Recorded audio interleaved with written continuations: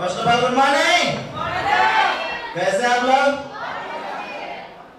दोस्तों? नाम तो पता ही है आप लोग को, मेरा नाम है राजपाल यादव और आज से कुछ दिन पहले इस एस्ट्रो इंडिया में डायरेक्ट सेलिंग इंडस्ट्री में आए थे और मुझे भी तो कोई ना कोई जानकारी दिया होगा। जैसे आज आप लोग इस सिस्टम में आए तो किसी न किसी के माध्यम से आए, उसी तरह से क्या है कि हर इंसान को कोई ना कोई इसके बारे में इंफॉर्मेशन देते हैं, किसी न किसी के माध्यम से आते हैं। तो आज से कुछ दिन पहले इस सिस्टम में आने से पहले पढ़ाई करते थे और गांव में एक छोटा सा दवा का दुकान था और जब दवा का दुकान था तो वहां पे सिर्फ अपने बारे में सोचते थे। जब सुबह उठते थे तो भगवान के पास जाते थे अगरबत्ती दिखाने की, भगवान किसको मलेरिया टाइफाइड का इलाज हो।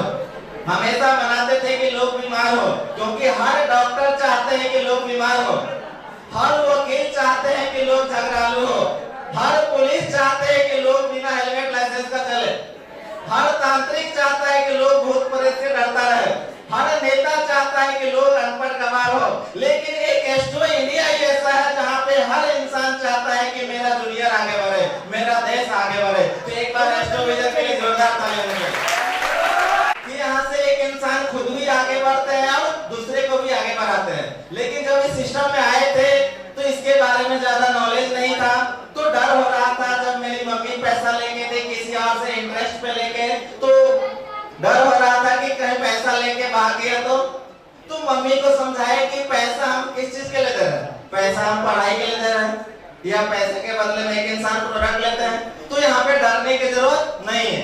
कहा जाता है क्यों डरे जिंदगी में कि क्या होगा, हर वक्त क्यों सोचे कि बुरा होगा।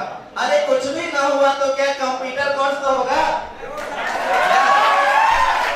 तो यही सोच के ज्वाइन किए कि चलो कंप्यूटर कोर्स होगा।